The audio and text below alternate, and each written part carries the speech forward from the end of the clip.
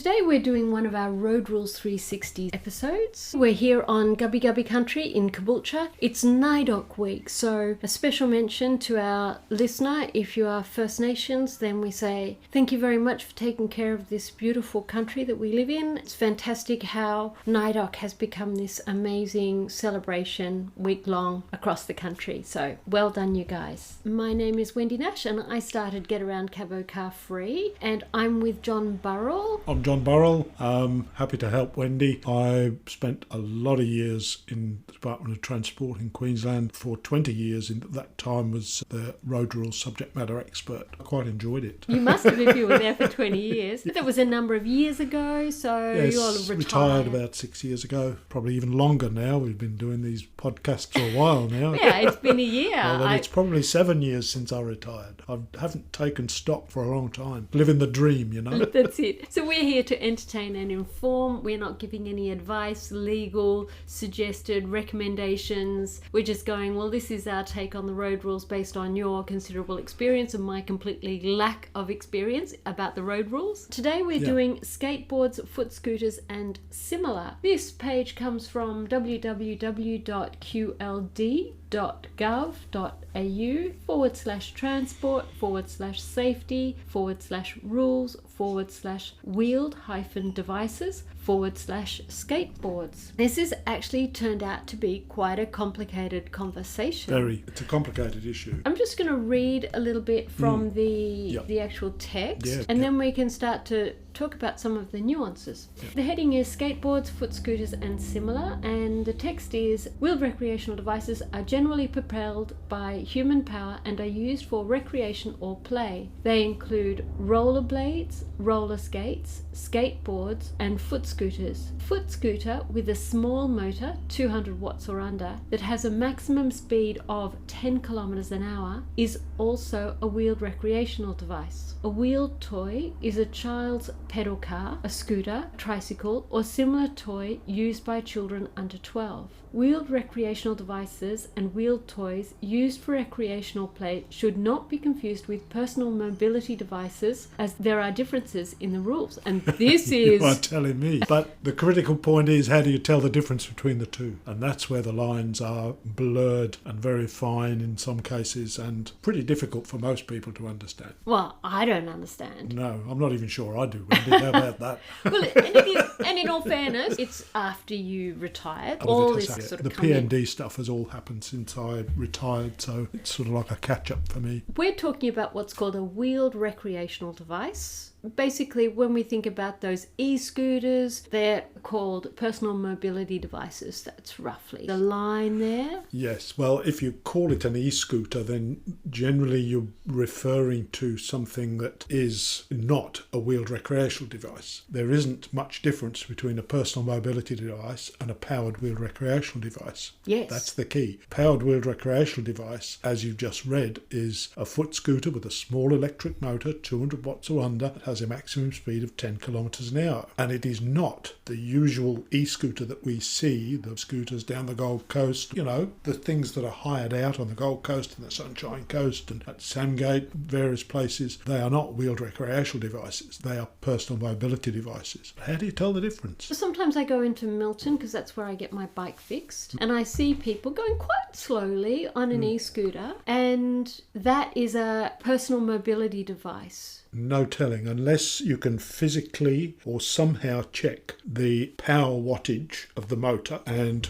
whatever is the maximum speed of that device. If you know that it's 200 watts or less and the maximum speed is 10 kilometres an hour or less, you don't know whether it is a wheeled recreational device, a powered wheeled recreational device in this case, or a PMD, which is a personal mobility device. Can't tell. I suppose if you see them flashing along the road at 50 kilometres an hour, sometimes you see them, then it becomes fairly obvious. But even then, you're looking at something that is potentially illegal if they're going that fast. They're supposed to cut out at a certain speed. That's one of the differentiating factors. And it's interesting because I looked up the Street Smarts website. It actually shows somebody with a skateboard, but then the heading above it is personal mobility devices, and it talks about the penalties. Is it because the one that's on the Street Smarts website is a motorised one? I don't know. Can't can't see it. It looks like something that when I was young, that might have been what I used, and why that would be a personal mobility device and not a skateboard, I'm completely baffled. Yeah. We're Join the lost. club. Join the club. Yeah. Most people, and I'm serious, even people who are supposed to know, don't know. It's almost impossible to tell just by looking. Is this A or is this B? And I think the photographs that you see on that Street Smarts website really illustrate what we're talking about here. Speeding, no helmet, using phones, riding double, riding on a prohibited road. And the pictures there depicting all of those things, but the devices that are being used, just by looking at them, you can't tell whether or not they actually are personal mobility devices. I mean, you've got to assume that they are because they've been used by the department for use on these photographs. But you or I, just walking down the street, seeing examples of what's happening in those photographs, we wouldn't know whether that was actually a personal mobility device or a powered wheeled recreational device. This is the whole purpose about, Wendy, what's the road rules about skateboards? Well, actually, I don't know. But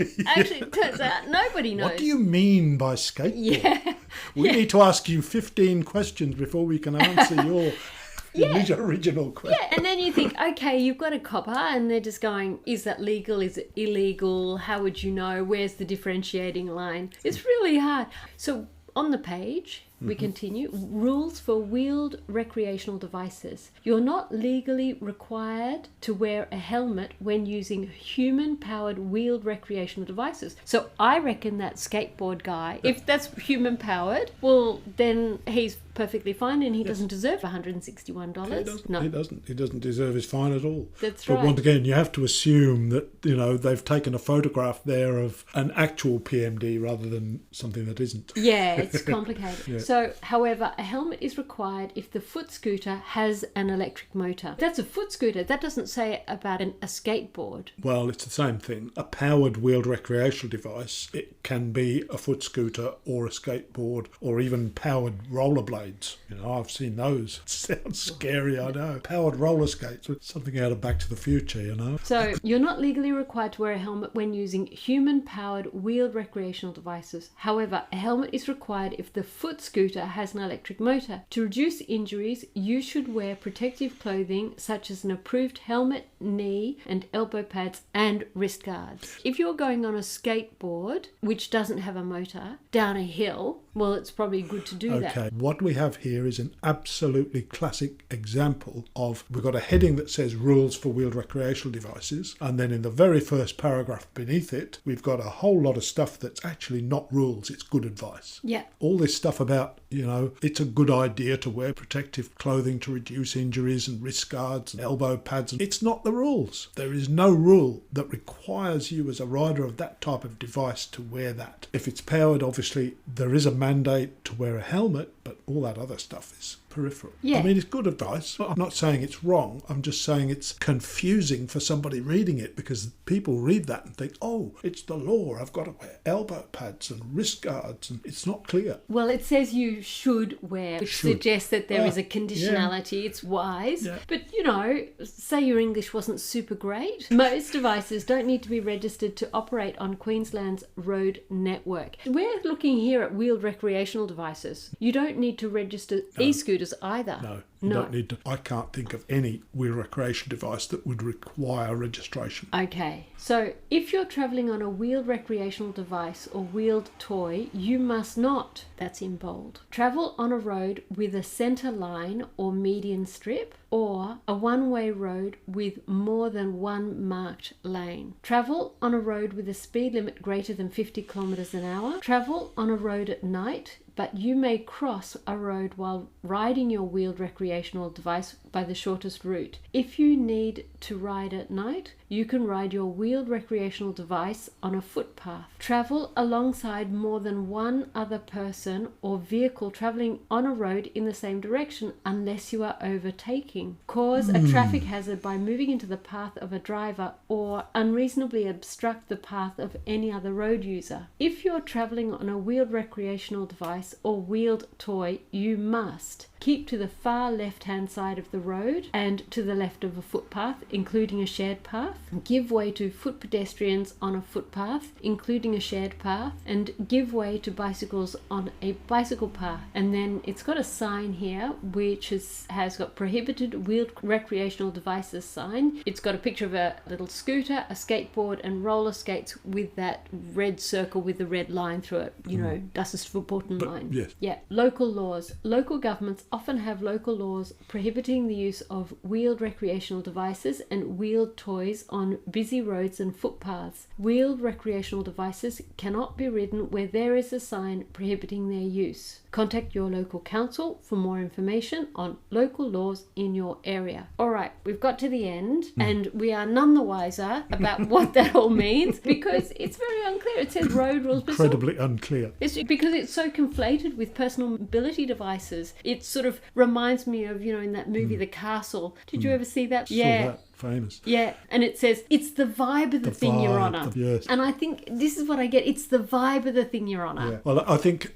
what you're probably remembering is a previous podcast we made about e-scooters, and a lot of these things that are prohibited or where wheeled recreational devices are prohibited, there is a similarity between the two. You know, speed limits of 50, centre lines. We had a question from Adam, and the question was about personal mobility devices. Well, that obviously reflects on these devices as well. All right, so here on this it says, you must not travel alongside more than one other person or vehicle travelling on a road in the same direction unless you are overtaking. When you're on a bicycle, you can be to a side-by-side. You must not travel alongside more than one person. It's a mirror of the cycling rules. Cyclists can ride side-by-side, but what a lot of people don't realise is that you can actually have 3 cyclists side by side. But that's not the same, because you're saying that with a bicycle you can have 2 or 3 people riding side by side, but this says you can only have 1 person and no more. You can have 3 so long as the third is overtaking, which is what it's saying here. That clarifies that. Anything else you think is useful? When I was working in road rules, there was a perception that people on wheeled recreational devices, particularly non-powered ones, were classed as pedestrians and were basically allowed to go and do whatever a pedestrian could go and do. And I think that is something that's not made clear here. I think if you actually look in the rules, when you look at the definition of a pedestrian includes a wheeled recreational device rider, or it was used to. We need to check, and I'll find out that. We'll come back to you on that one. We've still got pedestrians to do, but in this point we're just going to do skateboards. If you're on a non-motorised vehicle and you're pedalling along with your foot in some way, whether that's a skateboard or a little scooter, then you should be on the footpath. Well, you're better off on the footpath, yes. Yeah. If you're on the road, and here's another just reminds me of discussion. The rule that says that you've got to keep left, the left side of the road. So let's just say it's little side street without a centre line, speed limits 50 or less. So you're allowed to be there on your foot scooter. So there you've got a little kid riding along the foot scooter on the left-hand side of the road. The rules for the pedestrians dictate that if you're walking along a road, you've got to be following oncoming traffic. So you're on the right-hand side of the road. So there you are walking along legally on the right-hand side of the road, and your little 10-year-old is over there on his foot scooter, obeying the law on the left-hand side of the road. Think about that. That's nuts. It's absolutely nuts. Yet that is what the rules say. There's so much scope for improvement. One more example of them. Let's see. Rules are broken. Now, I've got a street in front of me, and that's got a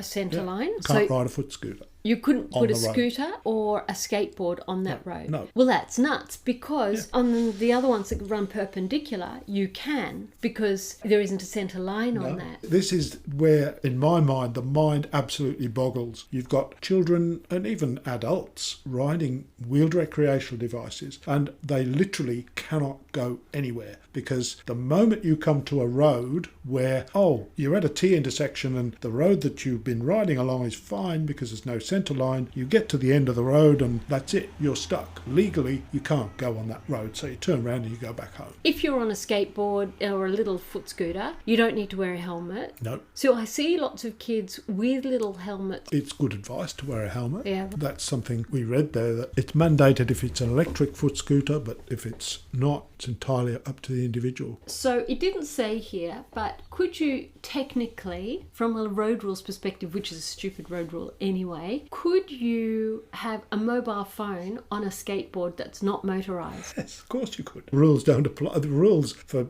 mobile phones apply to vehicles. These are not classed as vehicles. The point I'm making about this is that wheeled recreational device is something other than a personal mobility device. WRD, because it's not classed as a vehicle, I've got a feeling personal mobility devices do fall into the definition of a vehicle. Otherwise, these fines that we're looking at here would not apply. Wheeled recreational devices, totally different animal. So I think that's it. Probably is. It's a little bit of a short episode, which is fun. Yeah. Less editing for me, John. Yes. It's still some good stuff getting across, though. This is all so good. And there's so much scope to make these things simpler and better. I think as time's gone on, it's like you can imagine a piece of string and tying knots in it. You've got this great long piece of string and there's hundreds of knots in it. And you don't need the knots there. You can actually unknot that piece of string and it will be so much simpler without those knots. So if our listener has a question about this and would like some questions answered, happy to field any questions from the public. Anything else you'd like to add, John? I don't think so. I think that's good. I think you are a star. Thank you so much for coming in. Thank you too. Always happy to help. Bye. Bye now.